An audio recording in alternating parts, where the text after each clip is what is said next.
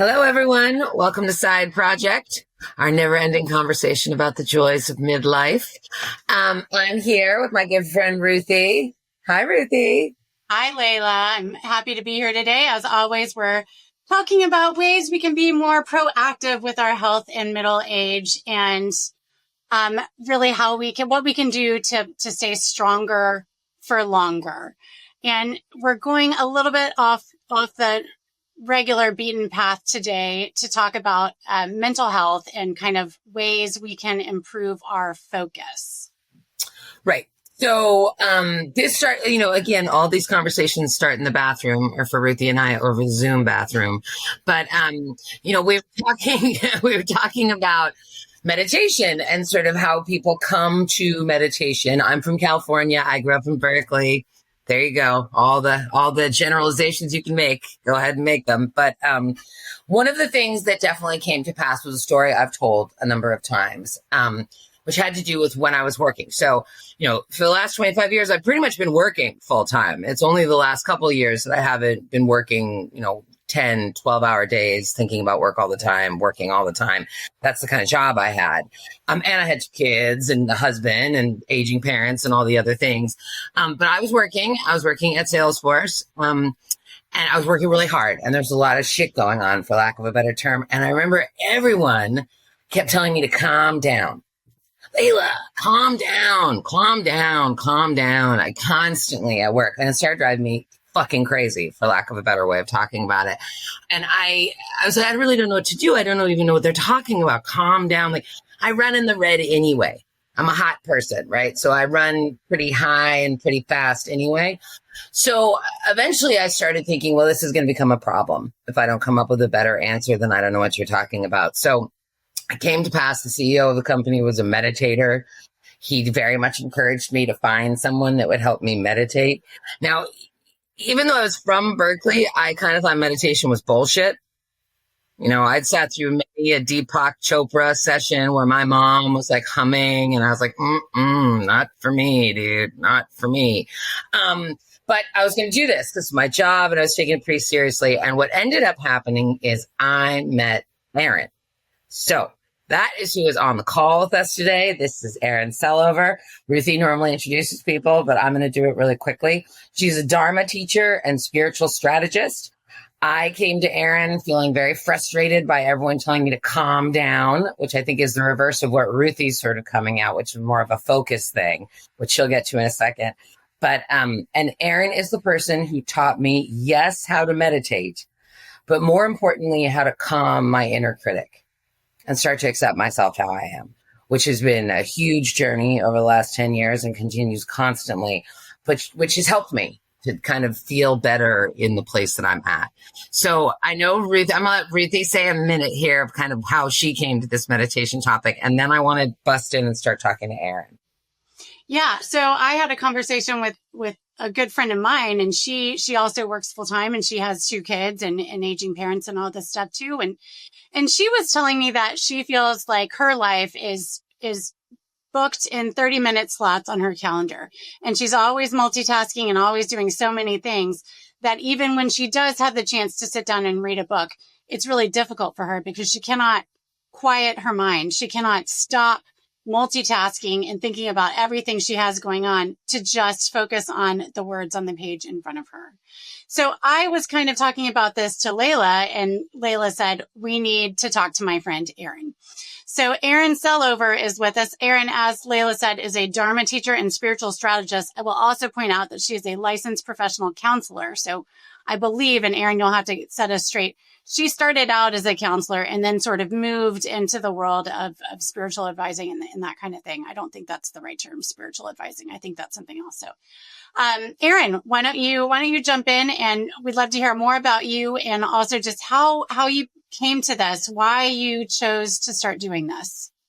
Thanks, Ruthie. Thanks, Layla. It's good to be here. And I really, I'm excited about you all talking about these topics that often don't get talked about around middle age. I'm also in this age bracket, and this is what's happening with my friends as well, is we're like, wait a minute, we're in a big change. We're in a big transition, and no one has talked about many of the things that we're starting to uncover are happening in our personal lives and professional lives. So I'm just really grateful that you're doing this to support your community, and happy to be here to share. It's been fun. We've learned a lot, I think. Yeah.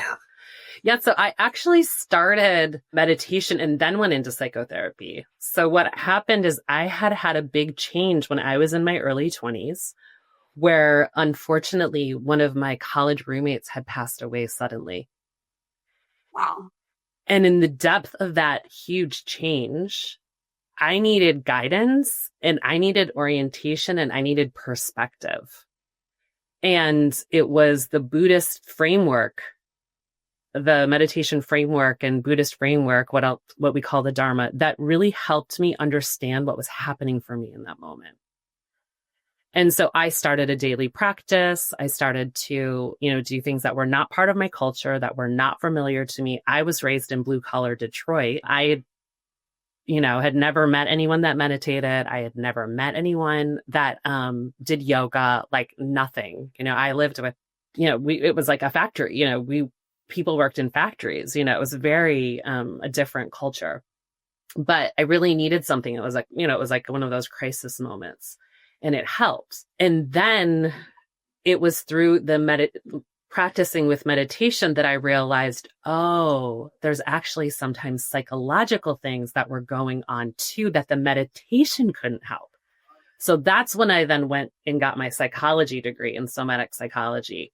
And at the same time was continuing to deepen with the meditation, but realized psychology did also have something to help me with the healing that I was in, not just regarding my friend. My friend had opened up, other things as well. As often when we go through big changes, whether it's menopause or the death of a loved one or changes in a job or, any kind of change, oftentimes when the change is shocking, it opens up things that have happened in the past for us too. So was my doorway into this work of practicing meditation. And then after about a decade of practicing, began to get support and mentorship and guidance to start teaching it. So Erin, why do people come to you? I mean, I know why I came to you. I shared a little bit of that. But initially it was really because I wanted to get promoted. Let's be clear. I mean, the truth comes out. Erin, because I sat across from Erin for a year and was like, meditation is bullshit. Breathing is not going to help me get promoted. Breathing's not, I was very irreverent in my own way initially as a reverse reaction as being a child from Berkeley covered in yoga and meditation my whole life, I think. I'll say with you, Layla, though, I mean, you were both resistant, but you kept showing up. And I think curious. You were curious. Exactly. You were curious and you kept showing up. And you'd hear things and then you'd come back and you'd be talking about what you heard, so I think this is something that meditation, and I'll get to the question, but meditation is really helpful with, is that there's what's happening. And then there's the story we're telling ourselves about what's happening. And those are often not always two different things. And I think, Ruthie, to your question on the quieting the noise, sometimes, there's many different reasons why it's hard for us within this point in modernity for us to quiet down, and really take time to be with ourselves, even if it's just a moment, before bed or a moment between, turning the keys off in the car and walking the path to the house. It is because there's things that are happening that we don't have the skills or the capacity to face, and we're needing support to be able to just be able to be with whatever is emerging that it's hard for us to even admit to ourselves. Right. So that's why it's good to kind of make yourself focus and make yourself take a step back, even, starting with this small 2 minutes, 3 minutes. Is that, I know that's not ideal, 3 minutes, but is that, a very basic starting point? Yeah. We say sudden awakening, gradual cultivation. So doing 3 minutes every day over the course of 10 years is a lot of minutes. and this was my point to Layla, is that Layla kept showing up. There was, no resistance, all the questioning and the skepticism, which is actually healthy. I want you as a person who wants you to heal and, know what is true for you, to question what I say. I don't want you just to believe me. I want you to take what I'm saying, see if it resonates, turn it over, come back, have a dialogue. So just to say, this is why people come, people often come to me because something has happened, there's some change, and they're wanting support with the change. They're wanting support in orienting to the change that they're in. Yeah. And for your question around the time, it really is the consistency. It's taking the time to be consistent with the practice over time. We can get into what the practice is. It's like exercise.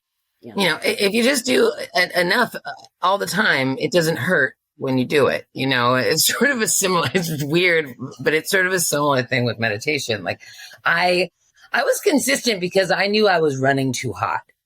Like it was just a matter of time until I blew. I was mad, and there was never enough time, and everyone wanted something. And I wanted something else, and worried about this. And, I was just it was so edgy that I was like, if I don't figure out a way to slow it down. And I really did resist for a year. And, the funny thing about meditation that I didn't realize is how much it attaches the mind to the body. And how much learning how to breathe differently helped me. Like, I'll give just one example, and then we'll get more into Erin. But, I often talked in front of large groups of people, which isn't really a problem for me normally. But sometimes I would get super anxious, and I came up with breathing patterns. I have like 3 different ones, and they take between 3 and 15 seconds. They are not a long amount of time, right? They are really fast.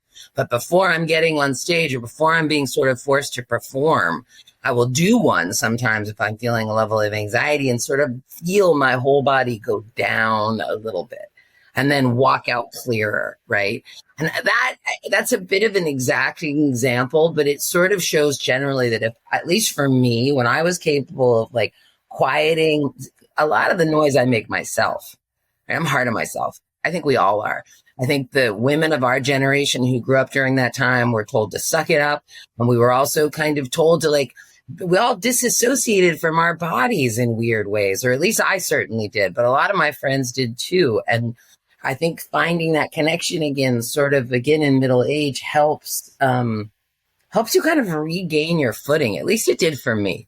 I felt a lot more stable in myself. Even when the winds were going wild around me, I eventually found a way to root down. And meditation is a part of that. And just for the record, I often use Headspace. So I use an app, right? I often don't do it every day, right? So there's no right way to meditate, which I think was another huge point.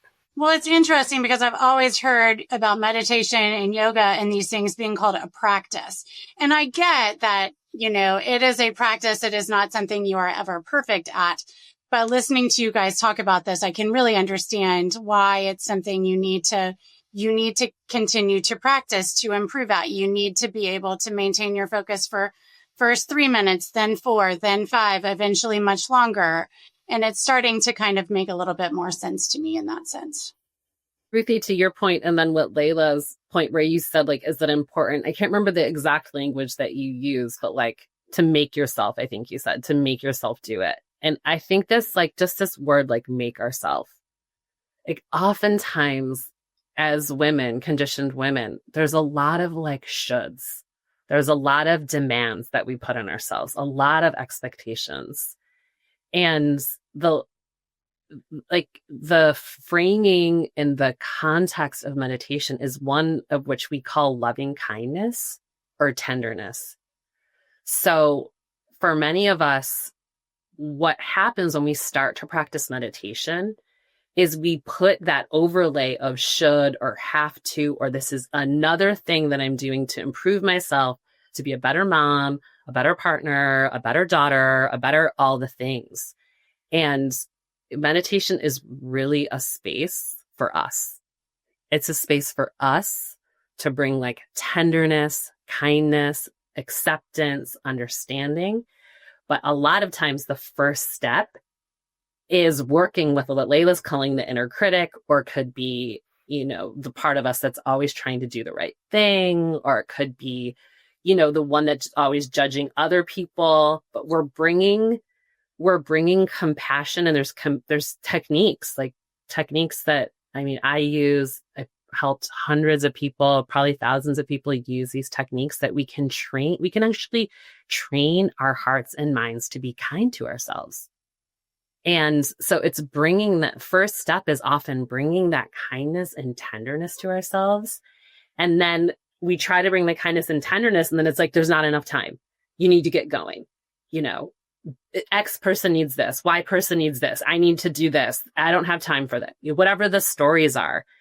And it's bringing tenderness to those stories and, recognizing that self-connection is a really important life skill. That's a really great lesson. Yeah, it's a really important life skill. And when we're not centered and we're not connected, often as the leaders that we are in the different contexts, whether with the family or the business, or, when we're not centered, everything else goes awry. And so that time that we put into self-connection and in being with, oftentimes what can come up when we go underneath the judgments is sadness, is mourning, is loss, is, feeling the things that we don't want to feel at first. But what then happens when we slow down and start to feel them is what we call in Vipassana meditation, which is the kind of meditation that I teach, which I can again talk about more, is what we call Vipassana joy. And there is and Layla's smiling because we know this so much, but when we connect with what's true, even when it's painful, there's a joy in touching the truth. We all know that experience, and we can train in living more and more in that place of touching what's true.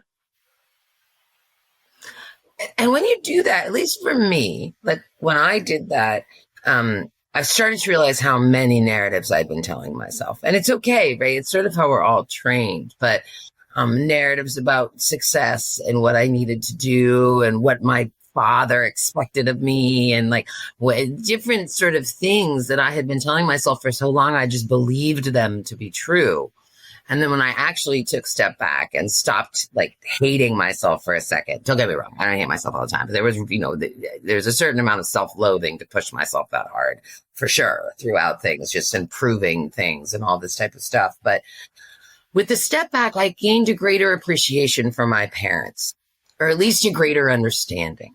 Right. And for my siblings and my husband and my kids and my friends, and it really did change my perspective on the way I interact with people. It's funny because people come up to me. I was out last week with some people from work, and they're like, "Oh, you're so fun now. It's so mellow, Layla." And "Oh, you're so much better now that you don't work."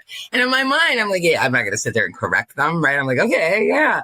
But I'm like, wow, the work is this much of it. It's the 10 years of slogging through every emotional experience I've had or not had or admitted or not admitted, and sort of attempting to try to face some of them in some capacity while not totally kicking myself in the face constantly. That actually made me a more mellow person, not just not answering emails and building software. I mean, that helped too, but it's just funny, right? And I do think that meditation has a bad rap outside of, California, maybe in New York. They're Ruthie, you live in Houston. Do you have a lot of friends who meditate?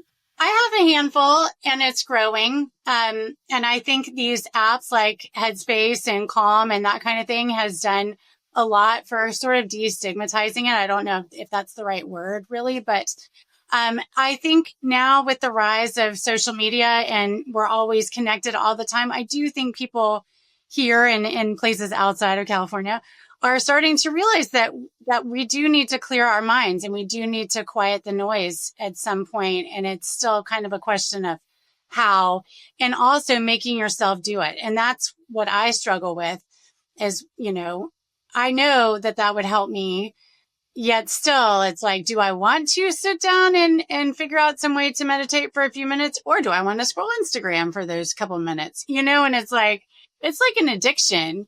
And I mean that in a very literal sense. It is, we are all, I myself included, addicted to that rush of seeing a new photo or a headline or, whatever is grabbing us these days. So I'm happy to learn, more of these strategies for, just how do we stop that? I mean, do we need to just download one of the apps and force ourselves to do it? Are there other tips you have, Erin, for, if you're starting from scratch, where do we go? What do we do? Yeah.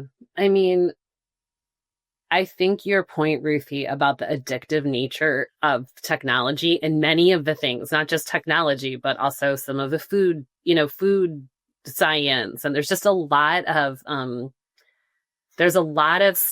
we live in a culture with overstimulation for our nervous systems, right? And so it's with a lot of compassion and care.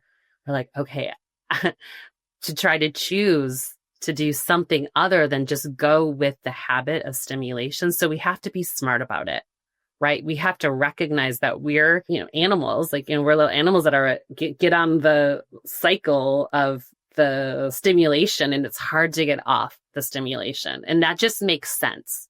So it's not to judge ourselves or make that a problem. It's to see it clearly and then be smart about it. I think the purpose of insight meditation or Vipassana meditation, which is the kind that I teach, which comes out of Burma and Thailand and Sri Lanka, and then was taught to me by Western teachers. The purpose of this meditation is to slow down and connect with what's actually happening.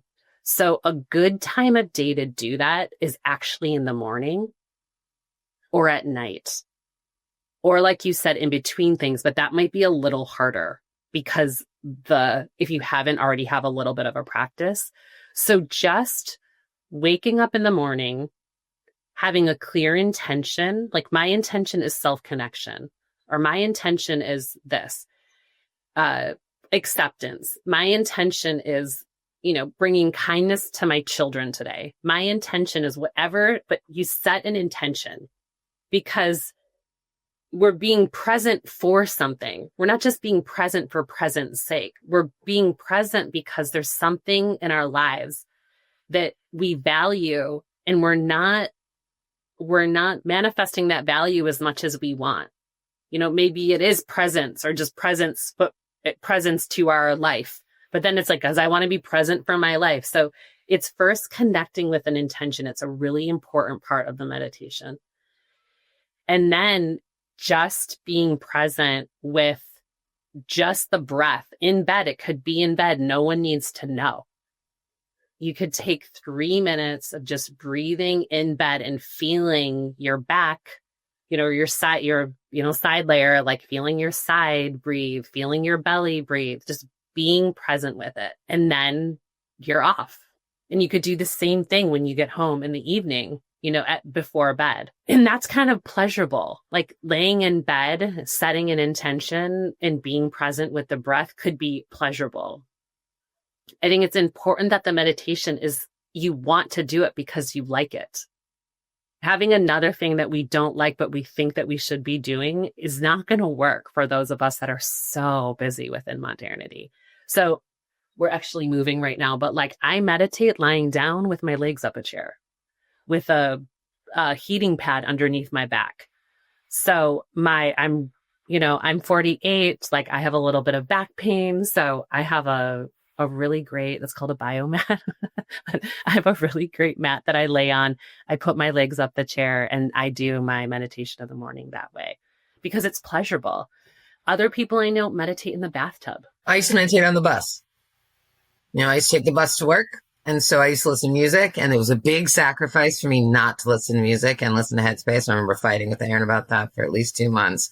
But then that's how it started. And now I kind of do it everywhere, right? Wherever I do it, I'm less the sit down for 2 hours and meditate unless I'm on retreat with Erin, and much more the catch 3 minutes here, waiting at the dentist office, just stop and do like a full breathing exercise until they call my name, and don't like interact with anyone. Like, I've definitely incorporated it. I'm not, my sister sits down and meditates for 45 minutes every day on a chair, has a setup, same place every day. That's not how I meditate. But, so you talk about doing a breathing exercise. How do you learn that? Is that, I think you said you taught yourself the particular one that you do, but is that something you can learn from Headspace or Calm or a teacher or? Yeah. I mean, I learned it from Erin.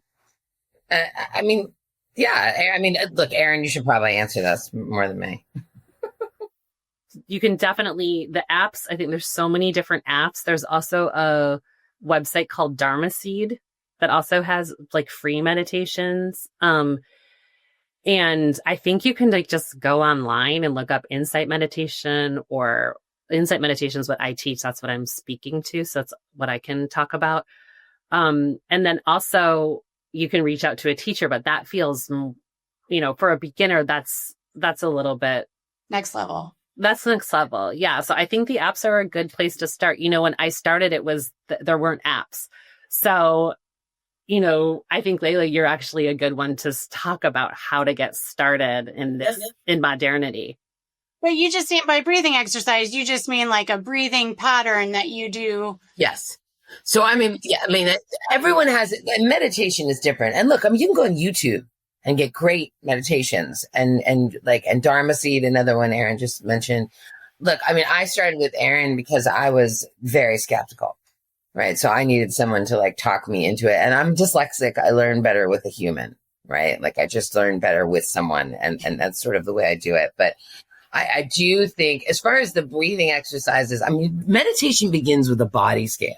Like the first thing you do is start at the top of your head and try to feel your body all the way down to your toes, which was a real trip for me because I thought you were going to like get into like, trying to get in my head. And it was all like, can you feel your shoulders? And I'm like, they're really tight.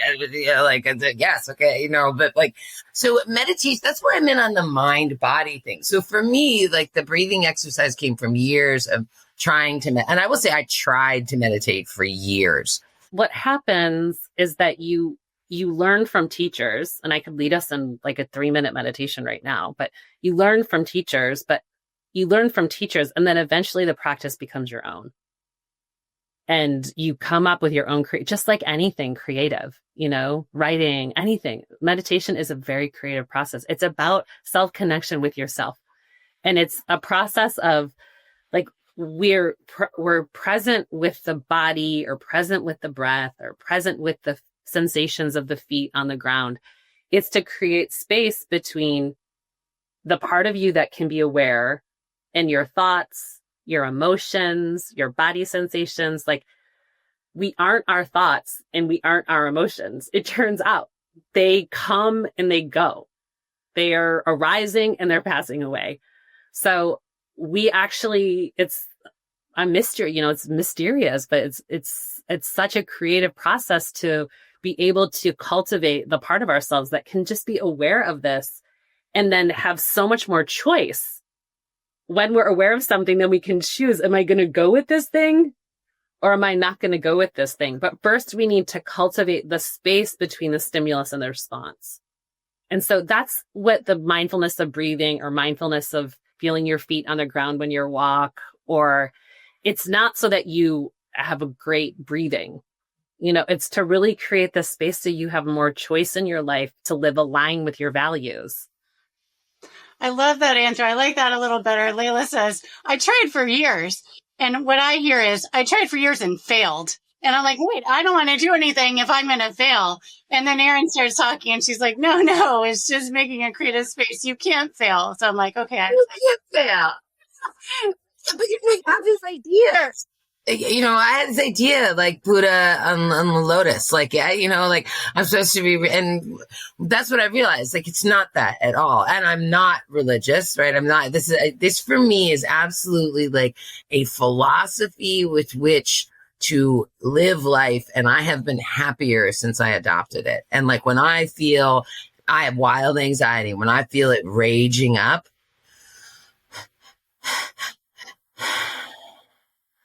I can calm it, not forever, but for a minute. And often that's all I need, right? Yeah. Often all I need is just a minute to like before whatever the next thing is. And I did it obviously there, right? Normally I do it and no one even knows I'm doing it, right? That's great. And mine won't work for you. Maybe it will, who knows? But like that was all born from hours of breathing and just trying to like think about breathing, right? Which seemed crazy to me. Because you start to see when you create this space between your, like the part of you that can observe and what's emerging, thoughts, emotions, body sensations, then you start to see patterns. And when you see those patterns, then you'll start to interrupt those patterns. So what Layla's speaking to is after years of cultivating that presence, then Layla could just see one day, oh my gosh, I hold my breathing when I'm upset. And then Layla's natural intelligence, like we all have natural intuitive intelligence.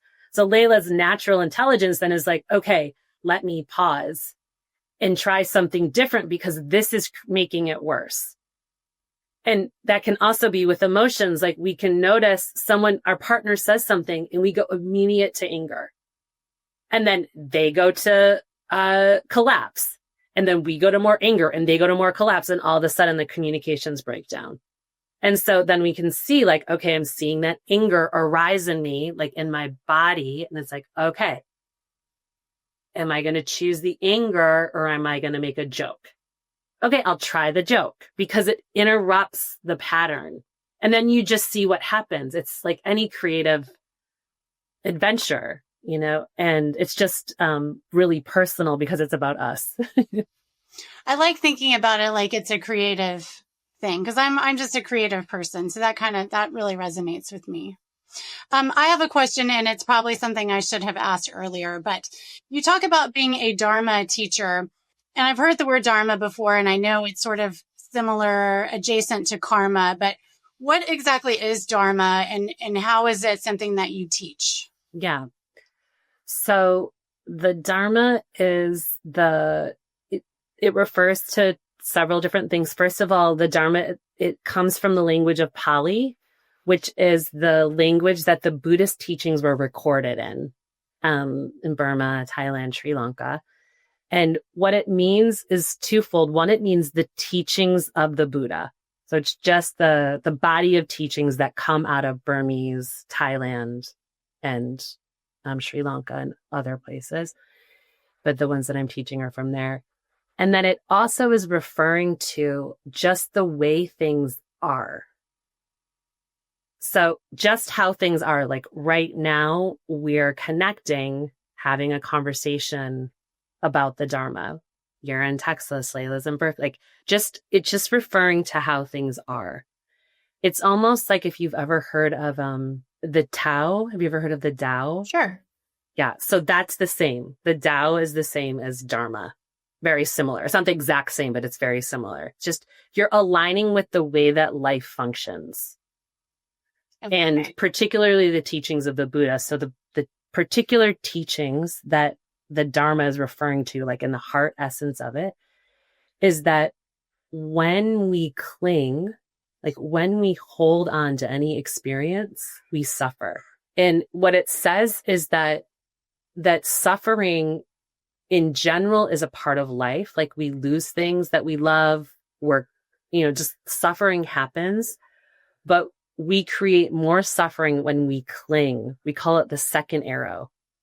So when we cling or push and pull on experience, it creates more suffering. And that it's possible to create less suffering by not clinging as much. But it's a gradual path. And that's where part of the reason why I'm like happy to be here with Layla is because Layla's a really beautiful example of someone who it's been a very gradual path. Like it's just applying, like learning something and applying it very gradually, seeing if it's true, integrating it in their life. And over time, it's created significant changes. And it's all coming from this principle of, it's normal to have pain. It's normal to have suffering. That is a total normal part of life. Modernity often teaches us if there's suffering or if there's pain, we've done something wrong. It's our fault. And what this teaching is saying is no, there's no blame. There's not actually blame. That isn't aligned with the truth. Suffering happens. Pain happens. Where our agency is, where our influence is how we relate and respond to the suffering. And it's possible to have what Resna Mencken calls like clean pain. It's like pain where we feel it, but we don't create more. Like, here's a good example. So I used to wake up every morning, for I think most of my adult life until actually very recently, and pretty much kick myself around for whatever happened the day before for a little bit. Like, lay in bed, I shouldn't have eaten that, shouldn't have smoked that, shouldn't have drank that, shouldn't have done that, shouldn't have said that, shouldn't have cussed that much, shouldn't have, so basically sat in bed and kicked myself in the head for 3 to 5 minutes before I got out of bed and started the day. And I thought that was normal. I thought that was kind of what everyone did, right? Like, run back all the shit you did wrong so you can do better was sort of my thesis. But it wasn't until like 8 years into working with Erin and thinking about this and trying to figure this out that I sort of realized I was doing that and tried to change it. And changing it has made me a lot easier on myself. And when I start doing it, if I wake up in the morning, I'm like, why'd I eat that cake? Right? It's a lot about food with me. I'm not going to lie to you. But like, why'd I do that? Why'd I eat that? Instead of going down the like long list of all the other things I did that weren't good, I will be like, you ate a piece of cake. It's not the end of the world. Get over it. So it took you 8 years to get to that point, though. But I'm a very complex, messed up person, Ruthie Miller. Not everyone is going to have this much trouble. I'm a mess. Like, I kick myself too, for sure. But it's easy to be like, well, you just need to tell yourself, don't kick yourself. And I get that, and I do try to do that for sure. And I'm getting better at it. But if there was like, if I can download Headspace and start getting in touch with that kind of stuff, and then kick myself less, I am very open to that possibility. And Ruthie, particularly for that pattern, I want to tell you and the listeners, that's where I would start with the loving kindness and the compassion meditations. Because if you're just focusing on breathing and that pattern is self-judgment, then the antidote to the self-judgment is the kindness. And we actually can coach ourselves into kindness. So it's wishing ourselves well, or when those patterns come, we intend kindness. Like, one of my teachers tells a story. She was actually practicing on a really long retreat, like a month or so long retreat. And she tells the story of just intending kindness for like every day for the retreat, weeks and weeks and weeks. She's just intending kindness and she didn't feel it. And then at some point, she dropped a mug and the mug shattered. And normally she would beat herself up when that would happen. She knew, and she was like, it's okay. It's just a mug. And it was this huge opening in her life. A revelation. It was a revelation, and it spontaneously happened. So we're training, because we're like, if you have a sense that being more compassionate and loving to yourself would serve you and your family, then even if you don't feel it, it's every day intending it, every day intending it, every day intending it, every day intending it. And then in a moment, it's just the nature. I've seen it so many times. I could tell you so many stories. We're just intending it, and eventually something shifts. And it's because we're not talking about the kind of change. It's not quick change. We're talking about like deep, lasting change. So it can take years to have that kind of deep, lasting change, but it's the kind of change that's going to stick with you, and that the kind of change that you're going to really transmit to your children, your grandchildren, the people that you work with, because it's really, you're changing on a really, really deep level, a fundamental way of relating to yourself and others. And we have to start somewhere, right? Right. So, and I think one reason that we started this entire podcast is because we were working so hard for so long, and the last person we take care of is ourselves. And I think the idea that has come through all of these episodes is that we need to do a better job of taking care of ourselves in every way. And this just kind of reinforces that, even if it's just taking a couple minutes for yourself every morning or every evening or whatever, it's very important, not just for, specific health problems, but also for your mental health too. Yeah. And like, I think other, I know friends who have done it, like when the kids are sleeping in the car, they'll do just finding those moments. And I do think an app can be really helpful, but I would probably start for most of us with the loving kindness practices, with the self-compassion practices, because we need it. And we can often think like that isn't the real thing. Oh no, the real thing is this other thing. And I would really challenge those views. From my experience, I've been teaching this now for a long time, and the self-compassion, the tenderness, the loving kindness it's very powerful practices for us. Yeah, I was shocked by that. I was like, this isn't about me. This is about everyone else. Teach me how to deal with them. She was like, wait, maybe it's a little bit about you too. One thing you mentioned, Erin, and then we probably have to start getting ready for wrap up, is you brought up retreats. So that is a thing. Like, I was telling Ruthie, I went on silent retreat with you last year, and she was like looking at me like, how did you go on silent retreat? Which, and so many people ask me that question. I continue to find that entertaining. I'm like, meet Erin. This is how I went on silent retreat. But can you talk a little bit about retreats and what they are and how people should or shouldn't think about them? I mean, obviously, silent retreats probably maybe not the way you've run in. It took me 10 years to do it, and Erin was trying to get me to do it for at least 6 of those 10. So I definitely was not. I was like, whoa, Nellie, I don't know about not talking. You had young kids, so it wasn't really practical, but right. Yeah. So, I mean, I think I want to frame even the 3 minutes as taking a retreat. Like if you decide to set an intention and take 3 minutes, it's retreating. It's taking a moment that's like really about yourself and about connection with yourself, which eventually then leads to connection with others. But it's first focusing on yourself. And then, for some people, doing like a half day, like spending a half day doing that, or a full day. What Layla's talking about, I lead like what we call residential retreats, where people can come to a center. I teach at a place called Spirit Rock Meditation Center, and you can come for like a whole week or 10 days or even a whole month. And we create like a really simple context. Everyone turns in their cell phones. And we just feed you really good food, and we just practice like sitting meditation and standing meditation and sitting meditation and standing meditation in a really beautiful environment.